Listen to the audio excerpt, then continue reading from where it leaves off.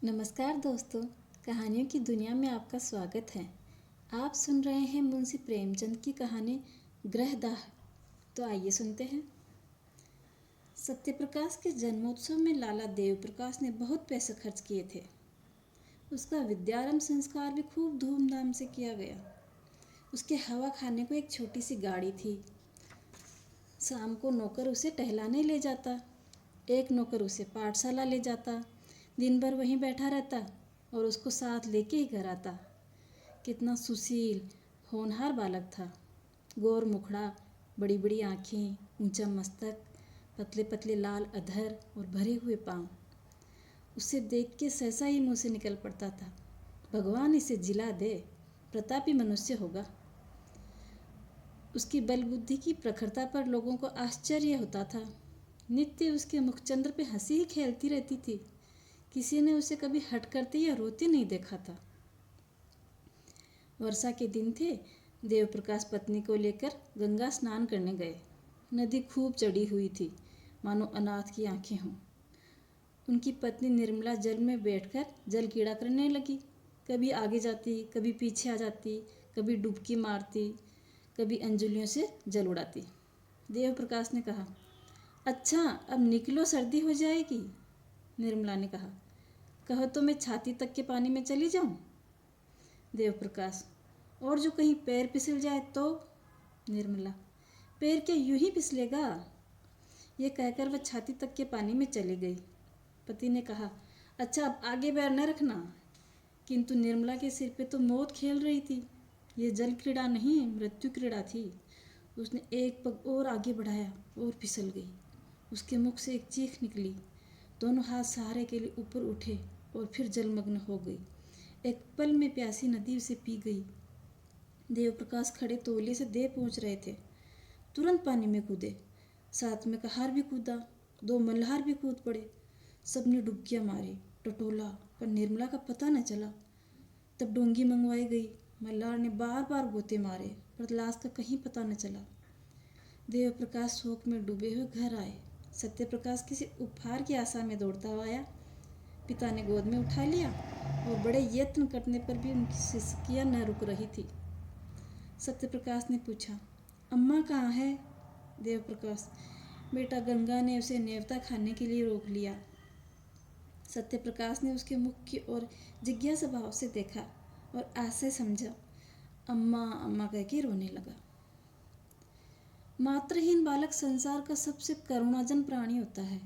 दीन से दीन प्राणियों को भी ईश्वर का आधार होता है, जो उनके हृदय को सहलाता रहता है। मात्रहीन बालक इस आधार से वंचित होता है।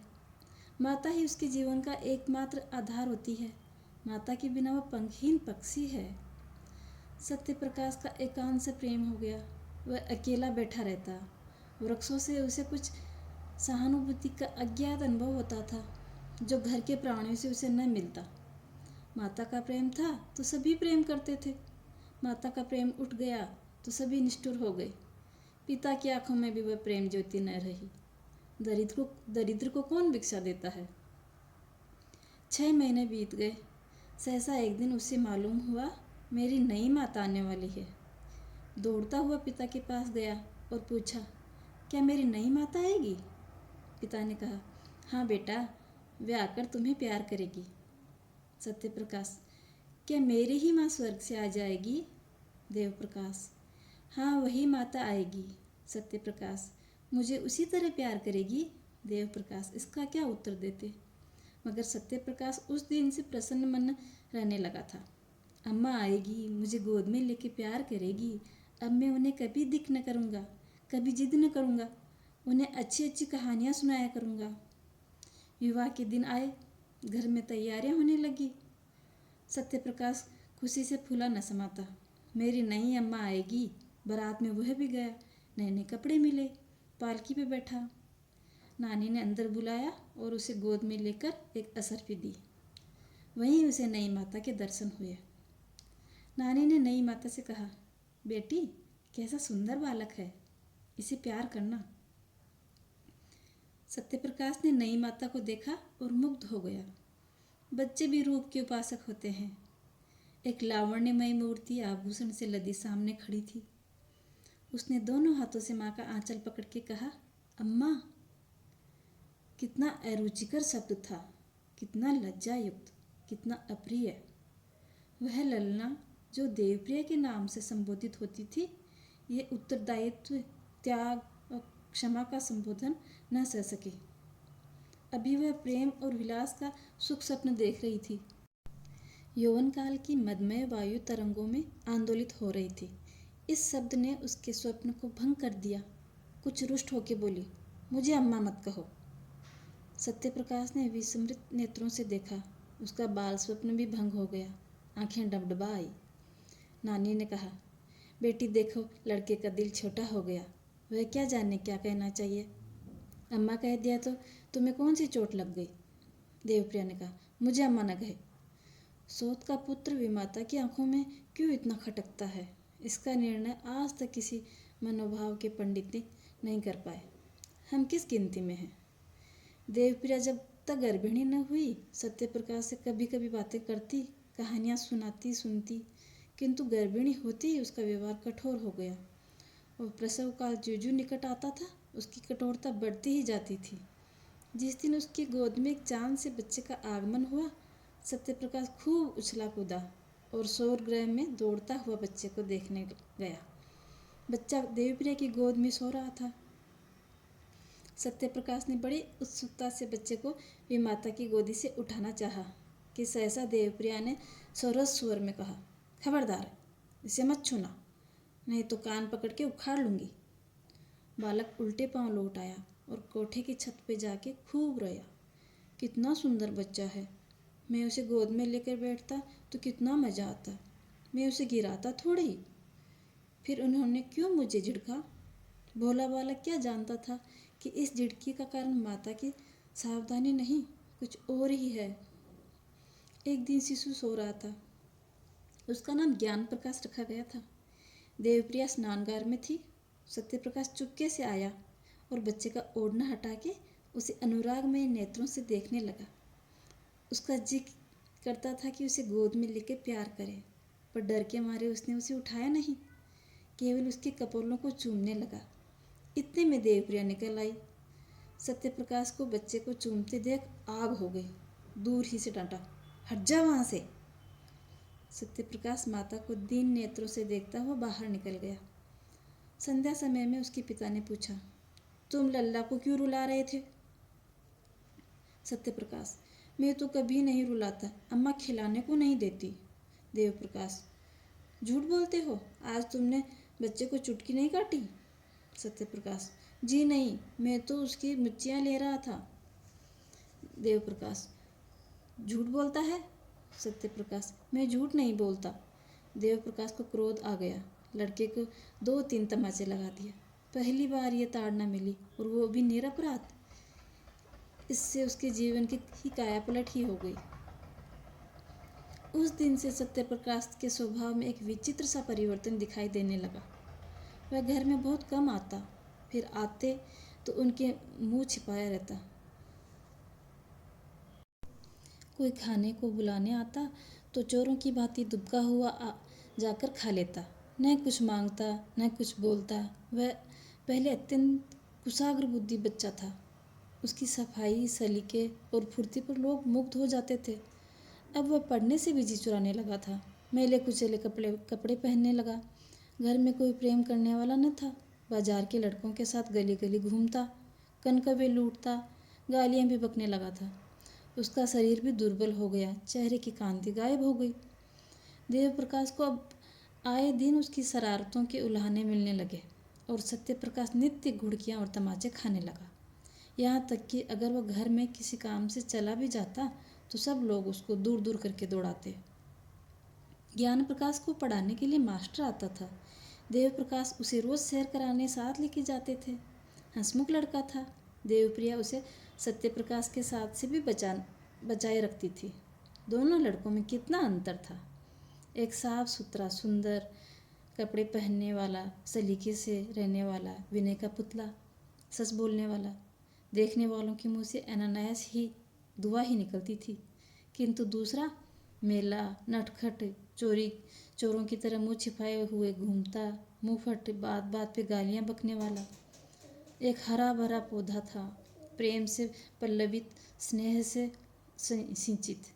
दूसरा सूखा हुआ, टेढ़ा, पल्लव विहीन न वृक्ष था जिसकी जड़ों को एक मुद्दत से पानी ही नसीब न हुआ था। एक को देख कर पिता की छाती ठंडी होती थी, दूसरे को देखकर देह में आग लग जाती थी। आश्चर्य यह था कि सत्यप्रकाश को अपने छोटे भाई से लेस मात्र भी ईर्ष्या न थी। अगर उसके हृदय में कोई कोमल भाव शेष रहा था तो वह अपने भाई के प्रति स्नेह का था। उस मरुभूमि में यही एक हरियाली थी। ईर्ष्या साम्य भाव की द्योतक है।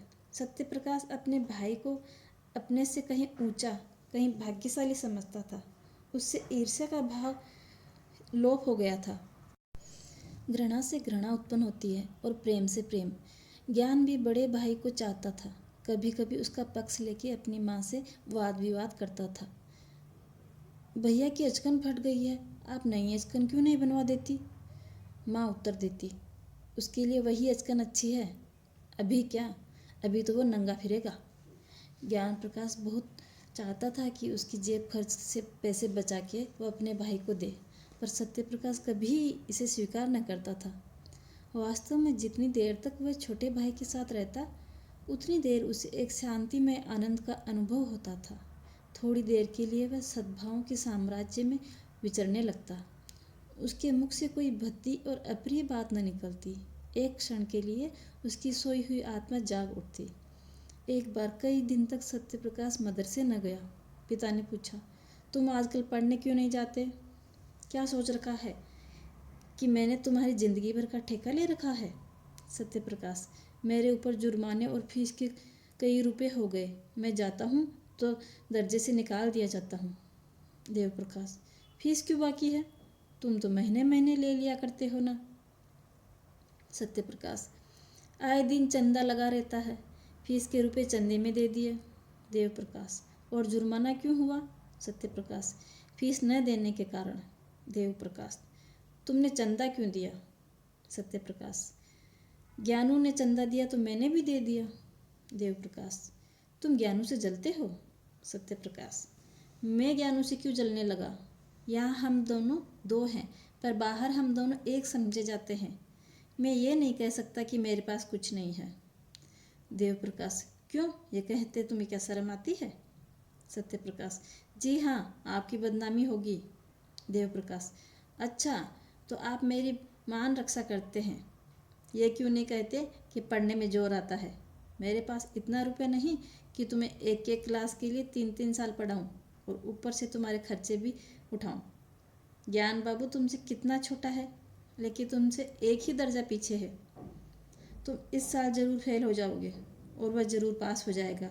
अगले साल तुम्हारे साथ हो जाएगा, तब तो तुम्हारे मुख पे कालिख लगेगी। सत्यप्रकाश, विद्या मेरे भाग्य में ही नहीं है। देवप्रकाश, तुम्हारे भाग्य में क्या है? सत्यप्रकाश, भीख मांगना। देवप्रकाश, तो फिर मांगो भीख, मेरे घर से निकल जाओ। देवप्रिया भी आ गई, बोली, शर्माता तो नहीं और बातों का जवाब देता है। सत्यप्रकाश, जिनके भाग्य में भीख मांगना होता है वही बचपन में अनाथ हो जाते हैं। देवप्रिया, ये जली कटी बातें अब मुझसे नहीं सही जाएंगी। मैं खून के घूंट पी के रह जाती हूँ। देवप्रकाश, बेहया, कल से इसका नाम कटवा दूंगा। भीख मांगनी है तो भीख ही मांगो। दूसरे दिन सत्यप्रकाश ने घर से निकलने की तैयारी कर ली। उसकी उम्र अब 16 साल की हो गई थी। इतनी बातें सुनने के बाद अब उसे इस घर में रहना असहाय हो गया। जब हाथ पांव न थे, किशोर अवस्था की असमर्थता थी, तब तक अवहेलना, निरादर, निष्ठुरता, भतरसना सब कुछ सह के घर में पड़ा रहता था। अब हाथ पांव हो गए हैं, उस बंधन में क्यों रहता? आत्माभिमान आशा की भांति बहुत चिरंजीव होता है। गर्मी के दिन थे, दोपहर का समय, घर के सब प्राणी सो रहे थे। सत्यप्रकाश ने अपनी धोती बगल में दबाई, छोटा सा बैग हाथ में लिया और चाहता था कि चुपके से बैठक से निकल जाए, किंतु ज्ञानू आ गया और उसे कहीं जाने को तैयार देख के बोला, कहाँ जाते हो भैया? सत्यप्रकाश, जाता हूँ कहीं नौकरी करूँगा। ज्ञानू, मैं जाके अम्मा से कह दूँ? सत्यप्रकाश, तो फिर मैं तुमसे भी छिप के चला जाऊँगा। ज्ञानू, क्यों चले जाओगे? तुम्हें मेरी जरा भी मोहब्बत नहीं?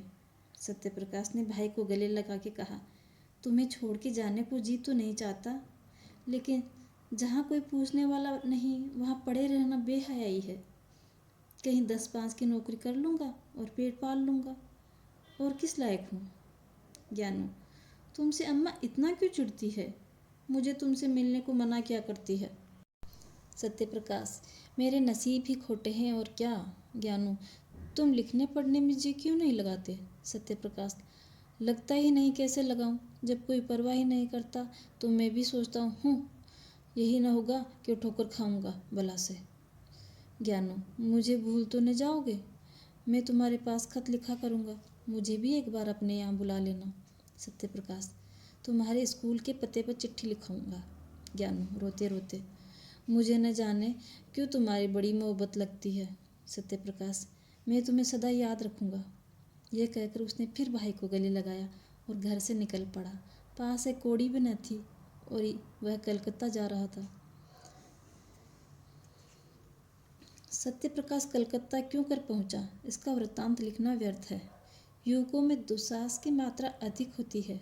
वे हवा में किले बना सकते हैं, धरती पे नाव चला सकते हैं।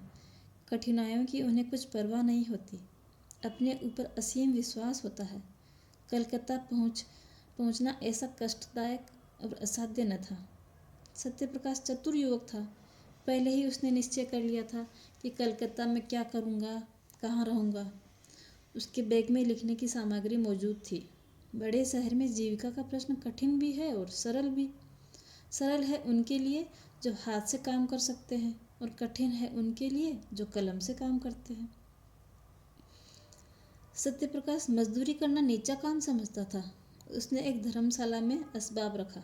बाद में शहर के मुख्य स्थानों का निरीक्षण करके एक डाकघर के सामने लिखने का सामान लेके बैठ गया और अनपढ़ मजदूरों की चिट्ठियां लिखने लगा।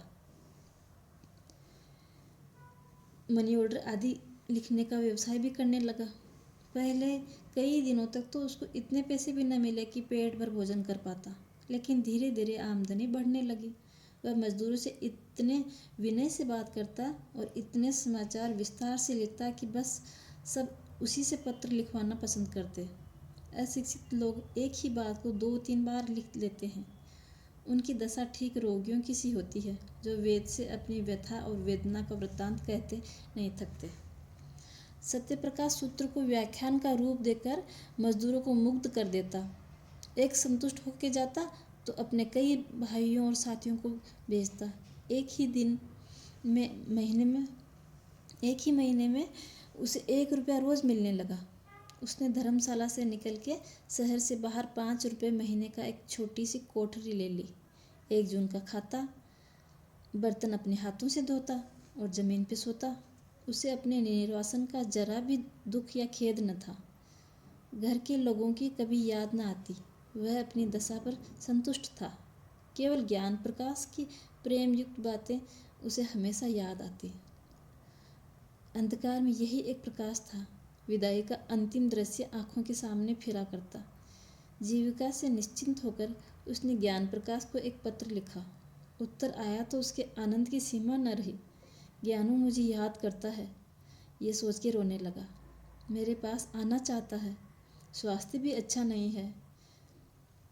प्यासे को पानी से जो तृप्ति होती है, वही तृप्ति इस पत्र से सत्यप्रकाश को हुई। मैं अकेला नहीं हूँ, कोई मुझे भी चाहता है, मुझे भी याद करता है। उसी दिन से सत्यप्रकाश को ये चिंता हुई कि ज्ञान के लिए कोई उपहार भेजूं। युवकों को मित्र बहुत जल्दी मिल जाते हैं। सत्यप्रकाश की भी कई युवकों से मित्रता हो गई थी। उनके साथ कई बार सिनेमा देखने गया, कई बार बूटी भंग, शराब, कबाब की भी ठहरी। आईना, तेल, कंघी का भी शौक पैदा हो गया। जो कुछ पाता उड़ा देता। बड़े वेग से नैतिक पतन और शारीरिक विनाश की ओर दौड़ता चला जा रहा था। इस प्रेम पत्र ने उसके पैर पकड़ लिए। उपहार के प्रयास ने इन दुर्व्यसनों को दूर कर दिया। सिनेमा का चस्का छूट गया। मित्रों के साथ टहलना, हवा खाना कम हो गया। भोजन भी रूखा सूखा करने लगा। धन संचय की चिंता से सारी इच्छाओं को परास्त कर दिया। उसने निश्चय किया कि अच्छी सी घड़ी भेजूंगा। उसका दाम कम से कम 40 रुपये होगा।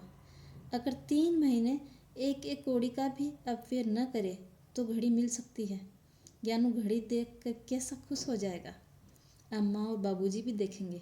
उन्हें मालूम हो जाएगा कि मैं भूखों की तरह नहीं रहता। किफ़ायत की धुन में वह बहुधा दिया बत्ती भी न करता। बड़े सवेरे काम करने चला जाता और पूरा दिन 2-4 पैसे की मिठाई खा के काम करता। उसके ग्राहकों की संख्या 3 दूनी होती जा रही थी।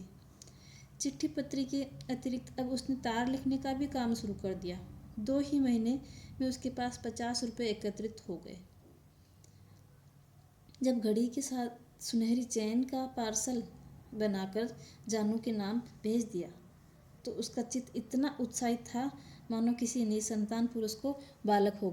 घर कितनी कोमल, पवित्र, मनोहर स्मृतियों को जागृत कर देता है। ये प्रेम का निवास स्थान है। प्रेम ने बहुत तपस्या करके ये वरदान पाया है। किशोरावस्था में घर माता पिता, भाई बहन, सखी सहेली के प्रेम की याद दिलाता है। प्रौढ़ावस्था में गृहिणी और बाल बच्चों के प्रेम की याद दिलाता है। यही वह उत्साह है जो मानव के जीवन मात्र को स्थिरता प्रदान करता है। उसे समुद्र की वेगवती लहरों में बहने और चट्टानों से टकराने से बचाता है। यही वह मंडप है जो जीवन को समस्त विघ्न बाधाओं से सुरक्षित रखता है। सत्यप्रकाश का घर कहाँ था? वह कौन सी शक्ति थी जो कलकत्ता के विराट प्रलोभनों से उसकी रक्षा करती थी?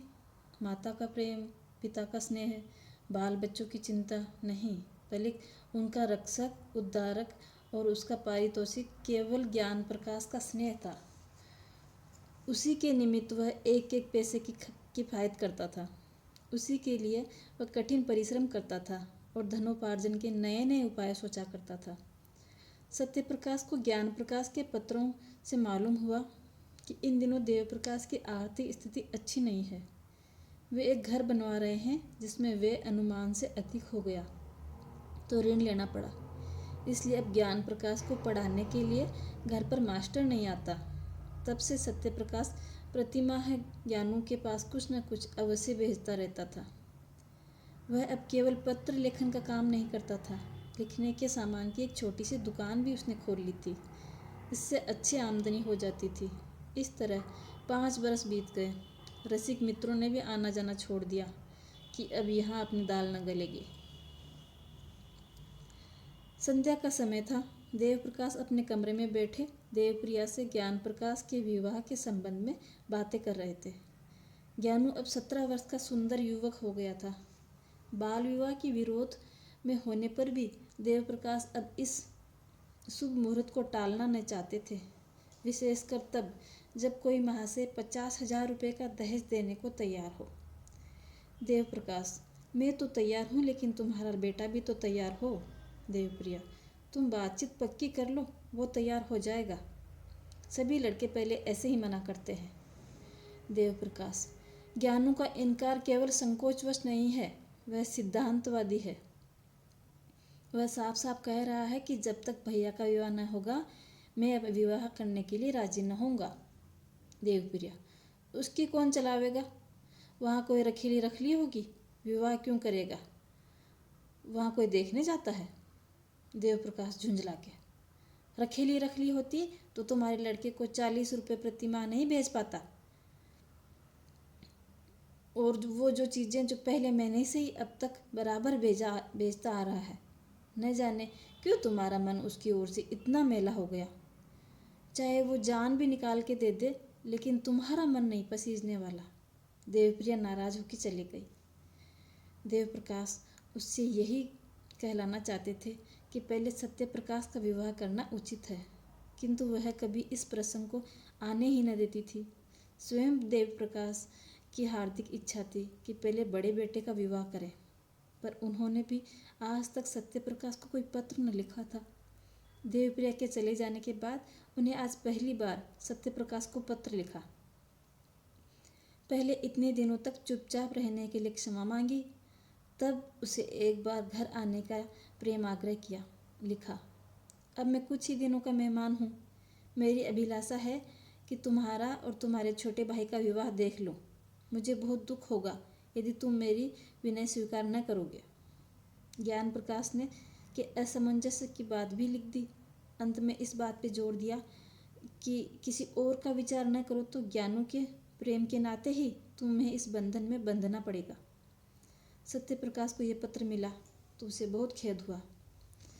मेरे भातृ स्नेह का यह परिणाम होगा, मुझे न मालूम था। इसके साथ ही उसे यह ईर्ष्यामय आनंद हुआ कि अम्मा और दादा को अब तो कुछ मानसिक पीड़ा होगी। मेरी उन्हें क्या चिंता थी। मैं तो मर भी जाऊं तो उनकी आंखों में आंसू न आए। 7 वर्ष हो गए, कभी भूल के भी पत्र न लिखा कि मरा हूं या जीता हूं। अब कुछ चेतावनी मिलेगी। ज्ञान प्रकाश अंत में विवाह करने पर राजी तो हो जाएगा, लेकिन सहज में नहीं होगा। कुछ न हो तो मुझे तो एक बार अपने इनकार के कारण लिखने का अवसर तो मिला।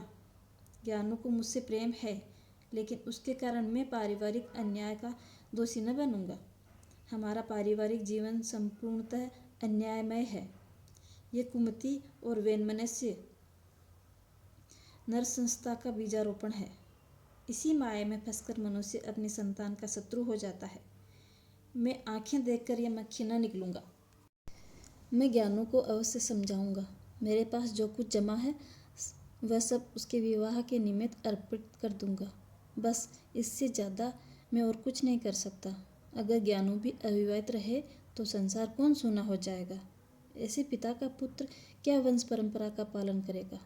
क्या उसके जीवन में फिर वही अभिनय न दोहराया जाएगा जिसने मेरा सर्वनाश किया। दूसरे दिन सत्य प्रकाश ने 500 रुपये पिता के पास भेजे और पत्र का उत्तर लिखा। मेरा अहोभाग्य जो आपने मुझे याद किया। ज्ञानू का विवाह निश्चित हो गया है, इसकी बधाई।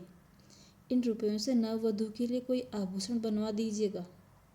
रही मेरे विवाह की बात, मैंने अपनी आँखों से जो कुछ देखा है और मेरे सिर पे जो कुछ बीता है उस पर ध्यान देते हुए यदि मैं कुटुंब पास में फंसूं तो मुझसे बड़ा उल्लू संसार में न होगा। मुझे आशा है कि आप मुझे माफ़ करेंगे।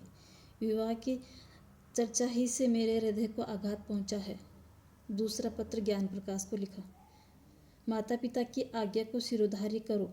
मैं अनपढ़, मूर्ख, बुद्धिहीन आदमी हूँ। मुझे विवाह करने का कोई अधिकार नहीं है। मैं तुम्हारे विवाह के शुभोत्सव में शामिल न हो सकूँगा, लेकिन मेरे लिए इससे बढ़ के आनंद और संतोष का कोई विषय न हो सकता। देव प्रकाश ये पढ़कर अवाक रह गए। फिर आग्रह करने का साहस न हुआ। देवप्रिया ने नाक सिकुड़ के कहा, यह लोंडा देखने को कितना सीधा है, जहर का भूजा। कैसे 100 कोस दूर बैठा हुआ भी बर्छियों से छेद कर रहा है। ज्ञान प्रकाश ने यह पत्र पढ़ा तो उसे मर्माघात हुआ। दादा और अम्मा के अन्याय ने ही उन्हें यह भीषण व्रत धारण करने को बाध्य किया है। इन्हीं ने उन्हें निर्वासित किया, और शायद सदा के लिए। न जाने अम्मा को उनसे क्यों इतनी जलन हुई। मुझे तो अब याद आता है कि किशोरावस्था ही से उन्हें बड़े आज्ञाकारी, विनयशील और गंभीर थे। वो तो अम्मा की बातों का उन्हें जवाब देना ही नहीं बनता था कभी। मैं अच्छे से अच्छा खाता था, फिर भी उनके तेवर मेले न हुए। हालांकि उन्हें जलना चाहिए था। ऐसी दशा में अगर उन्हें गृहस्थ जीवन से घृणा हो गई तो आश्चर्य क्या है। फिर मैं ही क्यों इस विपत्ति में फंसूं। कौन जाने मुझे भी ऐसी ही परिस्थिति का सामना करना पड़े। भैया ने बहुत सोच समझ के धारणा की है। संध्या समय जब उसके माता पिता बैठे हुए इसी समस्या पे विचार कर रहे थे तो ज्ञान प्रकाश ने आके कहा, मैं कल भैया से मिलने जाऊंगा। देवप्रिया, क्या कलकत्ता जाओगे? ज्ञान प्रकाश, जी हाँ। देवप्रिया, उन्हीं को क्यों नहीं बुला लेते? ज्ञान प्रकाश, उन्हें कौन मुंह लेके बुलाऊं? आप लोगों ने पहले ही मेरे मुंह पे कालिख लगा दी है। ऐसा देव पुरुष आप लोगों के कारण विदेश में ठोकर खा रहा है और मैं इतना निर्लज हो जाऊं कि। देवप्रिया, अच्छा चुप रह। नहीं ब्याह करना है तो ना कर। जले पर नमक मत छिड़क। माता पिता का धर्म है, इसलिए कहती हूँ। नहीं तो यहाँ किसी को ठेंगे की परवाह नहीं। तू चाहे तो ब्याह कर, चाहे तो कुंवारा रहे, पर मेरी आंखों से दूर हो जा। ज्ञान प्रकाश, क्या मेरी सूरत से भी घृणा हो गई? देवप्रिया, जब तू हमारे कहने ही में न रहे तो जहाँ चाहे जा, हम भी समझ लेंगे भगवान ने लड़का ही न दिया। देवप्रकाश, क्यों व्यर्थ में से कटु वचन बोलती हो? ज्ञान प्रकाश, अगर आप लोगों की यही इच्छा है तो यही होगा। देवप्रकाश ने देखा कि बात का बतंगड़ बनता जा रहा है, तो ज्ञान प्रकाश को इशारे से टाल दिया और पत्नी के क्रोध को शांत करने की चेष्टा करने लगे। मगर देवप्रिया फूट फूट के रो रही थी और बार बार कहती थी, मैं इसकी सूरत नहीं देखूंगी। अंत में देवप्रकाश ने चिढ़ के कहा, तो तुम्ही ने तो कटु वचन कह के उसको उत्तेजित किया था। देवप्रिया, यह सब विष उसी चांडाल ने बोया है जो यहाँ से 7 समुद्र पार बैठा मुझे मिट्टी में मिलाने का उपाय कर रहा है। मेरे बेटे को मुझसे छीनने के लिए उसने ये प्रेम का स्वांग रचा है। मैं उसकी नस नस पहचानती हूँ। उसका यह मंत्र मेरी जान लेके छोड़ेगा। नहीं तो मेरा ज्ञानू, जिसने कभी मेरी बात का जवाब नहीं दिया, यूं मुझे जलाता। देवप्रकाश, अरे तो क्या वो विवाह न करेगा? अभी गुस्से में अनाप शनाप बक रहा है, जरा शांत हो जाए तो मैं समझा के राजी कर दूंगा। देवप्रिया, मेरे हाथ से निकल गया। देवप्रिया की आशंका सत्य निकली। देवप्रकाश ने बेटे को बहुत समझाया, कहा तुम्हारी माता इस शोक से मर जाएगी, किंतु कुछ असर न हुआ। उसने एक बार नहीं करने के बाद हाँ करी ही नहीं। पिता भी निराश होकर बैठ गए। 3 साल तक प्रतिवर्ष विवाह के दिनों में यह प्रश्न उठता रहता, पर ज्ञान प्रकाश अपनी प्रतिज्ञा पे अटल रहता। माता का रोना धोना निष्फल हुआ। हाँ, उसने माता की एक बात मान ली, वह भाई से मिलने कलकत्ता नहीं गया। 3 साल में घर में बड़ा परिवर्तन हो गया। देवप्रिया की तीनों कन्याओं का विवाह हो गया। अब घर में उसके सिवा कोई स्त्री न थी। सूना घर उसे काटने को दौड़ता था। जब वह निराश से क्रोध में पागल हो जाती तो सत्यप्रकाश को खूब जी भर के कोसती, मगर दोनों भाइयों में प्रेमपूर्व पत्र व्यवहार बराबर होता रहता था। देवप्रकाश के स्वभाव में एक विचित्र उदासीनता प्रकट होने लगी थी। उन्होंने पेंशन ले ली थी और प्राय धर्म ग्रंथों का अध्ययन किया करते थे। ज्ञान प्रकाश ने भी आचार्य की उपाधि प्राप्त कर ली थी और एक विद्यालय में अध्यापक हो गए। देवप्रिया अब संसार में अकेली थी। देवप्रिया अपने पुत्र को गृहस्थी की ओर खींचने के लिए नित्य टोने टोटके क्या करती।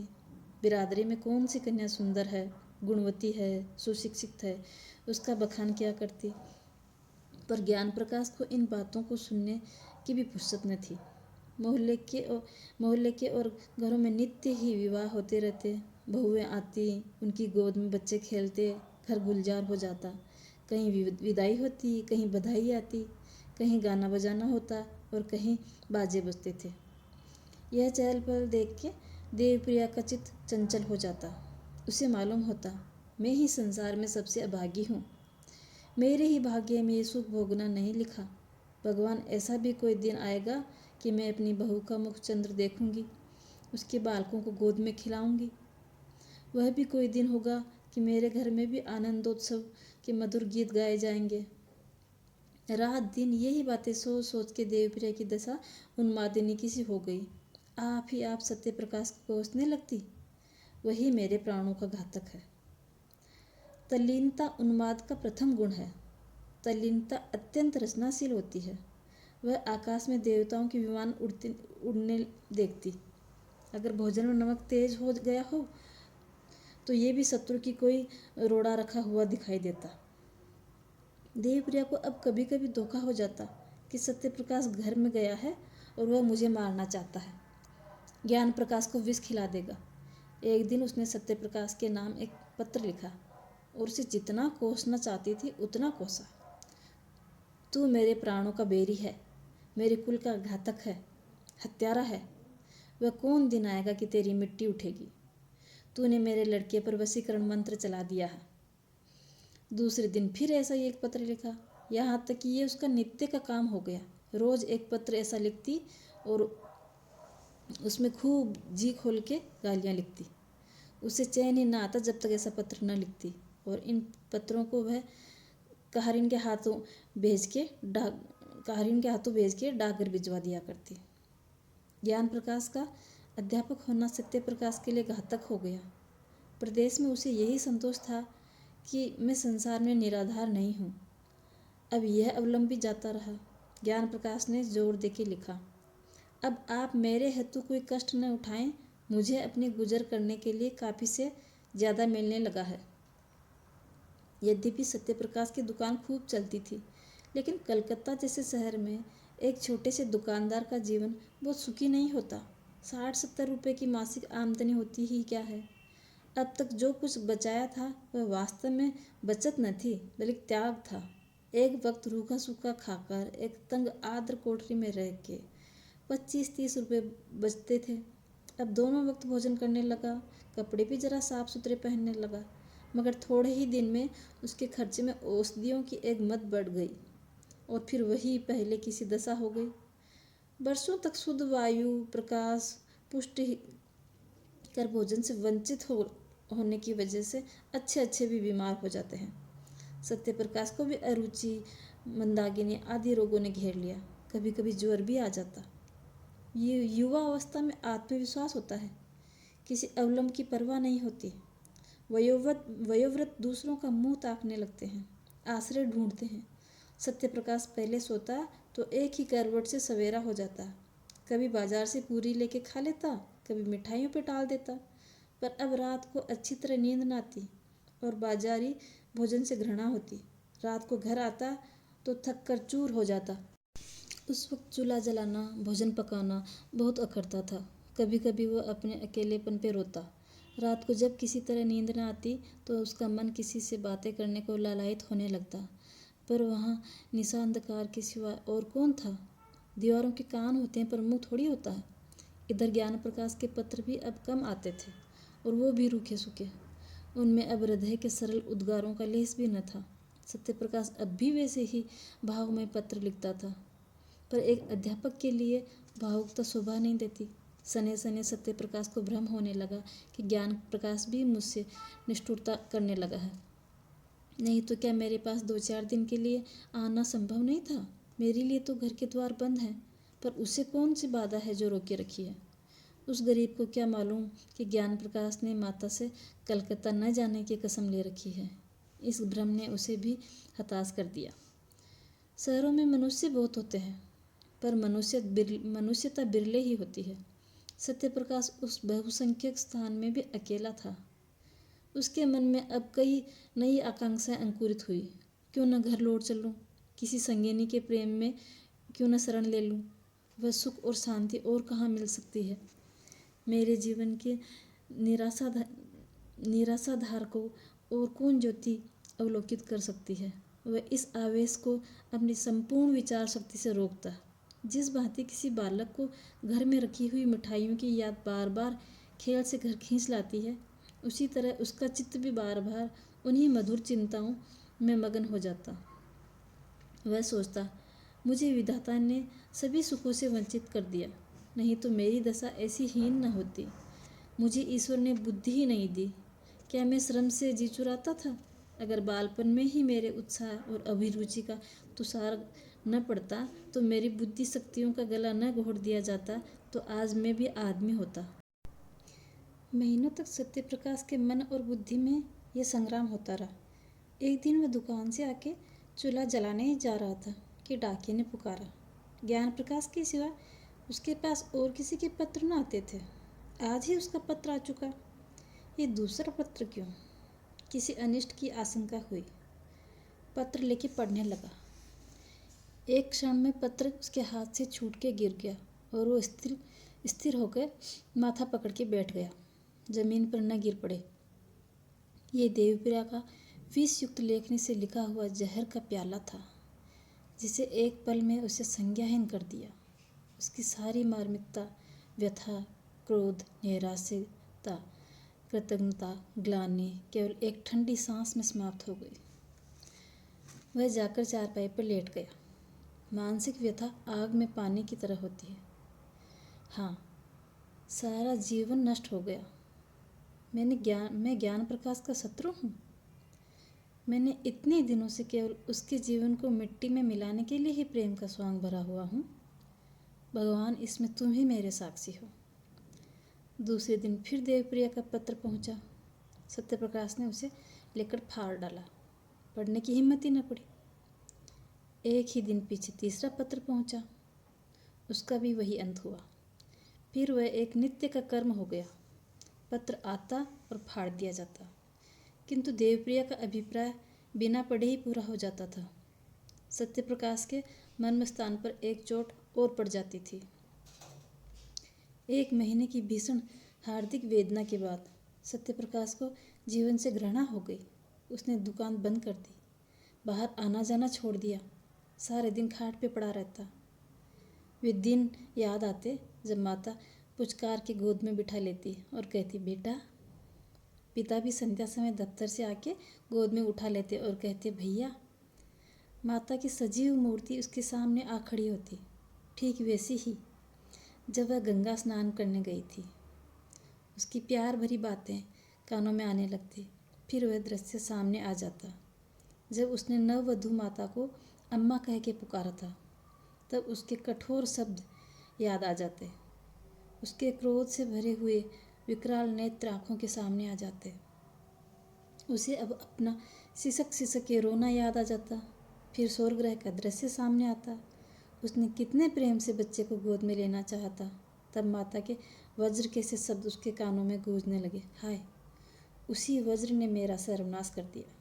फिर ऐसी कितनी ही घटनाएं याद आती। तब बिना किसी अपराध के माँ डांटती रहती। पिता का निर्दय निष्ठुर व्यवहार याद आने लगता।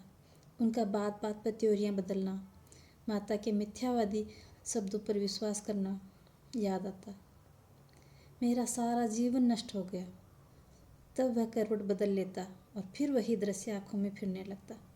वह फिर करवट बदलता और चिल्लाकर कहता, इस जीवन का अंत क्यों नहीं हो जाता। इस भांति पड़े पड़े उसे कई दिन हो गए। संध्या हो गई थी कि सहसा उसे द्वार पर किसी ने पुकारने की आवाज़ सुनाई पड़ी। उसने कान लगाकर सुना और चौंक पड़ा। किसी परिचित मनुष्य की आवाज़ थी। दौड़ा हुआ द्वार पे आया तो देखा ज्ञान प्रकाश खड़ा है। कितना रूपवान पुरुष था।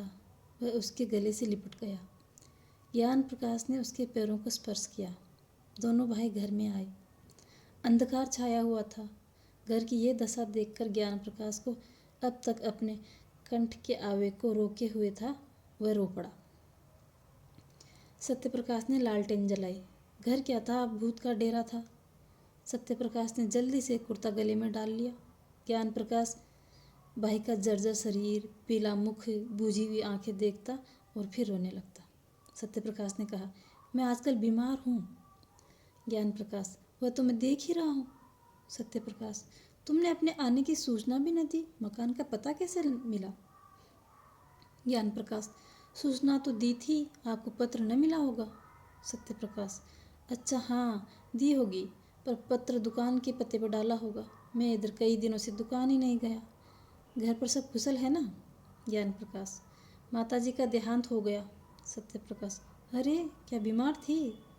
ज्ञान प्रकाश, जी नहीं, मालूम नहीं क्या खा लिया। उधर उन्हें उन्माद सा हो गया था। पिताजी ने कुछ कटु वचन कह दिए थे, शायद इसी पर कुछ खा लिया। सत्यप्रकाश, पिताजी तो कुशल से हैं। ज्ञान प्रकाश, हाँ, अभी मरे नहीं हैं। सत्यप्रकाश, अरे क्या बहुत बीमार हैं। ज्ञान प्रकाश, माता ने विष खा लिया तो वे उनका मुंह खोलकर दवा पिला रहे थे। माताजी ने जोर से उनकी 2 अंगुलियां काट ली। वही विष उनके शरीर में पहुंच गया। तब से सारा शरीर सूजा हुआ है। अस्पताल में पड़े हुए हैं। किसी को देखते हैं तो काटने दौड़ते हैं। बचने की आशा नहीं है। सत्यप्रकाश, तब तो घर ही चौपट हो गया। ज्ञान प्रकाश, ऐसे घर को अब से बहुत पहले चौपट हो जाना चाहिए था। तीसरे दिन दोनों भाई प्रातःकाल कलकत्ता से विदा लेकर चल दिए। कहानी में मेरे साथ बने रहने के लिए धन्यवाद। अगर कहानी पसंद आई हो तो वीडियो को लाइक कीजिए और मेरे चैनल को सब्सक्राइब कीजिए।